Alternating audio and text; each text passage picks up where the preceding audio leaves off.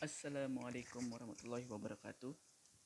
Perkenalkan, nama saya Gary Palevi Ramadan, nomor induk mahasiswa D1A021149. Video ini merupakan tugas di mata kuliah Hukum Pemerintahan Desa dan Kelurahan C1 dari Bapak Yohanes Joni Konya SHMH.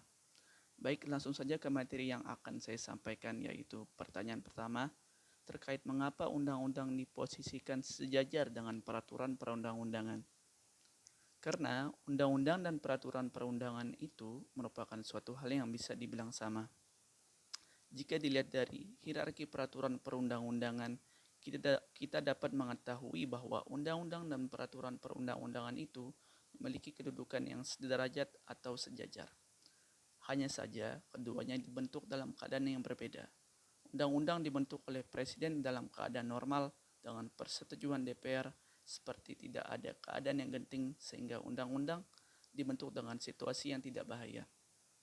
Sedangkan peraturan perundang-undangan dibentuk oleh Presiden dalam keadaan genting yang memaksa tanpa persetujuan DPR. Kondisi inilah yang kemudian membuat kedudukan peraturan perundang-undangan yang dibentuk tanpa persetujuan DPR kadang-kadang dianggap memiliki kedudukan di bawah undang-undang. Peraturan perundang-undangan ini jangka waktunya terbatas, sebab secepat mungkin harus dimintakan persetujuan pada DPR, yaitu pada persidangan berikutnya. Apabila peraturan perundang-undangan itu disetujui oleh DPR, akan dijadikan undang-undang. Sedangkan apabila peraturan perundang-undangan itu tidak disetujui oleh DPR, maka akan dicabut. Karena itu hierarkinya adalah setingkat atau sama dengan undang-undang, sehingga fungsi maupun materi muatan peraturan perundang-undangan adalah sama dengan fungsi maupun materi muatan undang-undang. Jadi saat suatu peraturan perundang-undangan telah disetujui oleh DPR akan dijadikan undang-undang. Dan saat itulah biasanya peraturan perundang-undangan dipandang memiliki kedudukan sejajar dengan undang-undang. Hal ini disebabkan karena peraturan perundang-undangan itu telah disetujui oleh DPR. Walaupun sebenarnya secara hierarki perundang-undangan, fungsi maupun materi keduanya memiliki kedudukan yang sama meski peraturan perundang-undangan belum disetujui oleh DPR.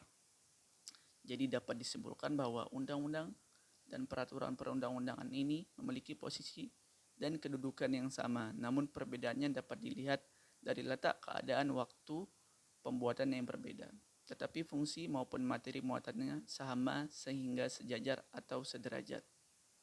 Baik, kita lanjut kepada pertanyaan berikutnya, yaitu terkait bagaimana sih eksistensi peraturan desa. Baik, awal mulanya keberadaan peraturan desa telah dikeluarkan secara implisit dari hierarki peraturan perundang-undangan sebagaimana yang termuat di dalam Undang-Undang Nomor 32 Tahun 2004. Hal ini terlihat dari pasal 1 angka 10 yang menyebutkan bahwa peraturan daerah selanjutnya disebut Perda adalah peraturan daerah provinsi dan garing atau peraturan daerah kabupaten garing kota. Namun di dalam Undang-Undang Nomor 10 Tahun 2004 Pasal 7 Ayat 1, jenis dan hierarki peraturan perundang-undangan, tata nama peraturan desa masih diakui dan telah masuk ke dalam hierarki peraturan perundang-undangan pada jenjang yang paling rendah. Adanya ketidaksinkronan antara Undang-Undang Nomor 10 Tahun 2004 dengan Undang-Undang Nomor 32 Tahun 2004 tentu akan menimbulkan persoalan bagi status peraturan desa.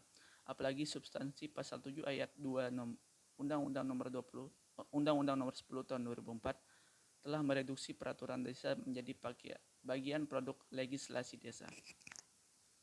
Pasal 7 ayat 2 Undang-Undang Nomor 10 Tahun 2004 mengatur jenis dan hierarki peraturan perundang-undangan sebagai berikut.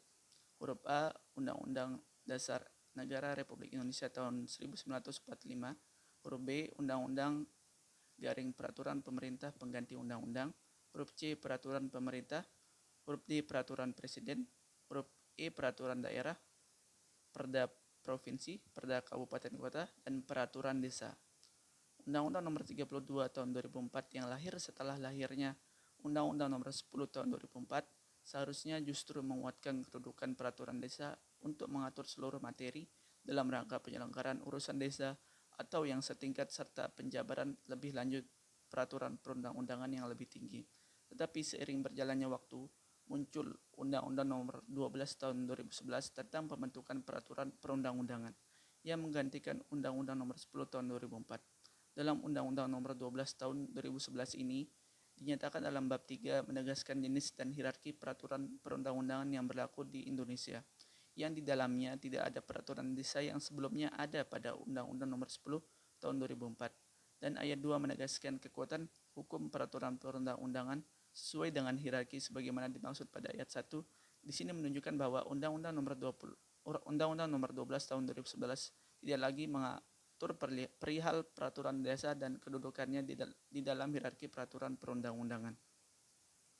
Dengan adanya perubahan ini tentu dapat menimbulkan rasa dilema bagi pemerintahan desa.